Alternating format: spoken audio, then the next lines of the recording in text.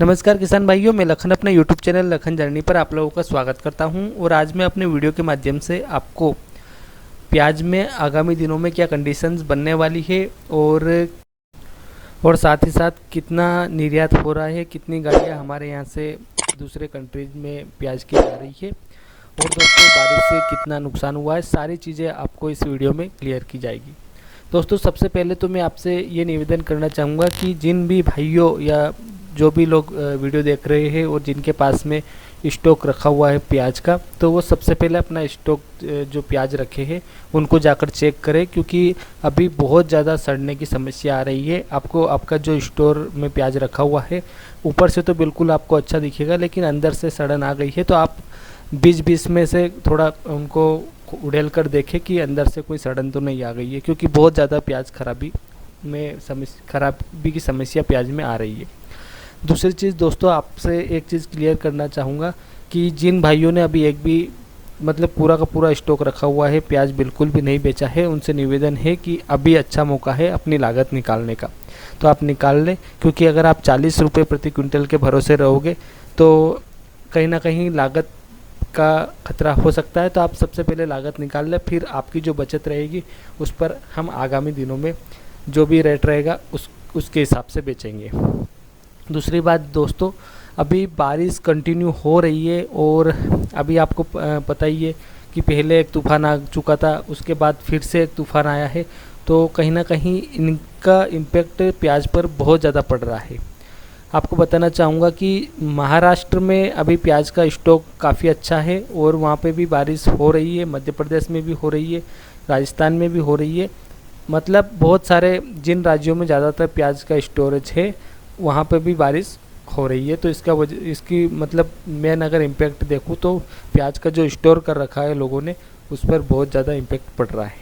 और दोस्तों प्याज के जो रेट है वो तो बढ़ना तय है। मैं आपको बताना चाहूँगा कि मेरे अनुमान के अकॉर्डिंग, ये मेरा व्यक्तिगत अनुमान है दोस्तों, 15 अक्टूबर तक प्याज 35 से लगा के 40 रुपये प्रति क्विंटल की दर से हो जाएंगे।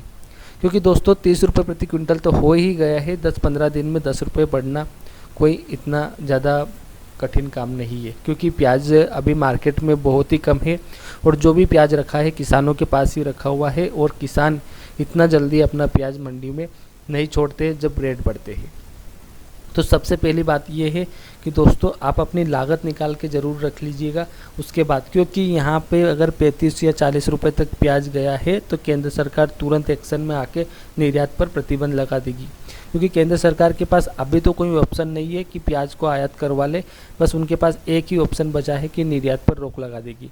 इस वजह से मार्केट में थोड़ी बहुत मंदी देखने को मिल सकती है, बाकी इतना ज़्यादा इम्पेक्ट नहीं पड़ेगा। 40 रुपये किलो बिक रहा होगा प्याज, अगर सपोज़ इन फ्यूचर में, तो 35 रुपये तक भाव गिर जाएंगे अगर निर्यात पर रोक लगती है तो। बाकी जो प्याज का दाम है वो तो ज़्यादा इफेक्ट पड़ने वाला नहीं है, क्योंकि आपको बताना चाहूँगा कि अभी जो बारिश हो रही है इससे नासिक के जो खेतों में प्याज है उन पर भी थोड़ा बहुत असर देखने को मिल रहा है। तो कहीं ना कहीं प्याज तो ख़राब हो ही रही है। दोस्तों एक चीज़ और बताना चाहूँगा कि मंडियों में बारिश की वजह से बहुत सारे प्याज गीले हो गए हैं और काफ़ी ज़्यादा नुकसान हुआ है।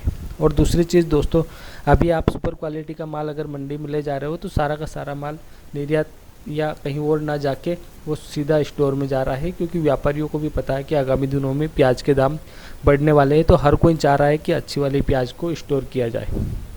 और दोस्तों मैं अगर बात करूं खेतों की प्याज की, जो कि आगाती फसल आने वाली थी, तो वो तो अभी आने का कोई चांसेस नहीं है, क्योंकि जितनी भी फसल थी कहीं ना कहीं ख़राब हो चुकी है और कुछ किसानों ने दवाई की वजह से अपनी फसल को रोक रखा है। तो वो अभी ठीक ठाक है, लेकिन मुझे उम्मीद है कि इतना प्रोडक्शन नहीं निकल पाएगा कि यहाँ पे मार्केट पे उसका असर दिखेगा। दोस्तों अगर खूब मिला के अगर कोशिश करेंगे तो 5 से 10 क्विंटल प्रति बीघा के हिसाब से निकल जाएगी। इससे ज़्यादा प्याज जो खेतों में है अभी की हालत में वो तो नहीं निकल पाएगी, क्योंकि बारिश की वजह से अभी भी उनको प्रभावित कर रही है बारिश। इस वजह से वो फसल के आने के तो बिल्कुल भी चांसेस नहीं है। दोस्तों अभी मेरी थोड़ी तबीयत ख़राब है तो मैं प्रॉपर तरीके से हो सकता है नहीं बता पा रहा हूँ, तो आप आज थोड़ा सा जो भी वेरिएशन आता है तो उसे इग्नोर करके चलिएगा। और दोस्तों आपको एक चीज़ बता के चलता हूँ कि अगर बारिश होती है तो आप लोग ऐसा आकलन लगाएं कि प्याज के दाम में बिल्कुल बढ़ोतरी होने वाली है।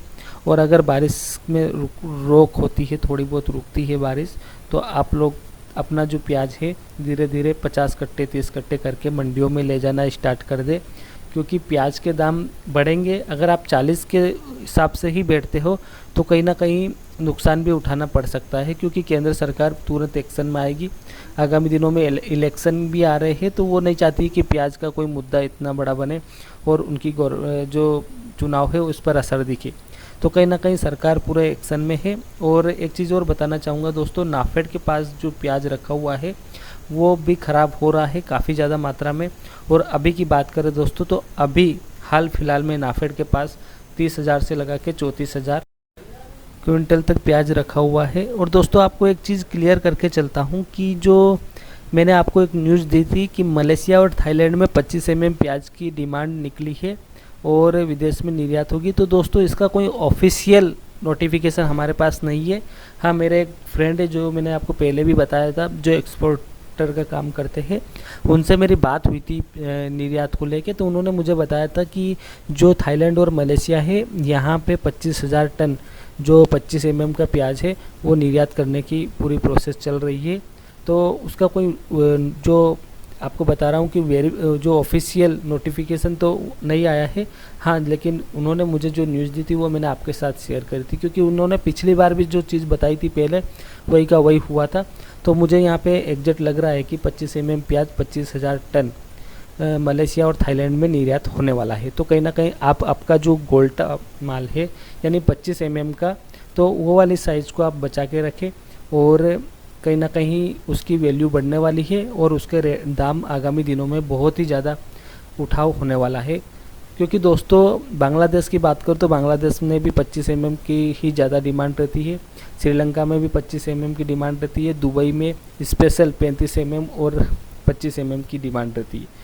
दूसरी चीज़ दोस्तों, थाईलैंड और मलेशिया में तो पहले ही इन चीज़ की डिमांड आ गई है। तो दोस्तों कहीं ना कहीं आपको आपका जो गोल्टा प्याज है यानी जो 25 का प्याज है, गोल्टा से थोड़ा ऊपर वाला, तो वो प्याज आपका बहुत ज़्यादा वैल्यूबल होने वाला है। तो अगर कोई भी व्यापारी आपके घर आता है तो उस चीज़ की अगर डिमांड करता है तो उस चीज़ को आप संभाल के उसका सौदा करिएगा, क्योंकि उसकी काफ़ी ज़्यादा डिमांड निकलने वाली है। दोस्तों वीडियो अच्छा लगा हो तो आप लाइक के माध्यम से बताइए, और कोई अगर सवाल हो तो आप कमेंट के माध्यम से पूछ सकते हो। और दूसरी चीज़ दोस्तों, ये जो भी मैं आपको बता रहा हूँ ये अपने खुद के आकलन से बता रहा हूँ, तो आप जब भी डिसीज़न लें तो अपने हिसाब से ही डिसीज़न लें। और दूसरी चीज़ दोस्तों, मैं आपको सही गाइड करूँगा, कोई गलत इन्फॉर्मेशन अपने वीडियो के माध्यम से नहीं दूँगा। तो आप इस चीज़ को लेके बिल्कुल निश्चित हो जाइएगा। और दूसरी चीज़ दोस्तों ये है कि मैं अभी थोड़ा सा वीडियो प्रॉपर तरीके से नहीं डाल पा रहा हूँ, क्योंकि मेरी थोड़ी तबीयत भी ख़राब हो गई है और शेड्यूल भी थोड़ा बिजी चल रहा है। तो कहीं ना कहीं थोड़ा सा आपको वेरिएशन देखने को मिल सकता है। तो इस चीज़ को आपको अभी थोड़ा इग्नोर करके चलना पड़ेगा। तो दोस्तों आज के वीडियो में इतना ही। अब हम मिलते हैं नेक्स्ट वीडियो में। थैंक्स फॉर वॉचिंग दोस्तों।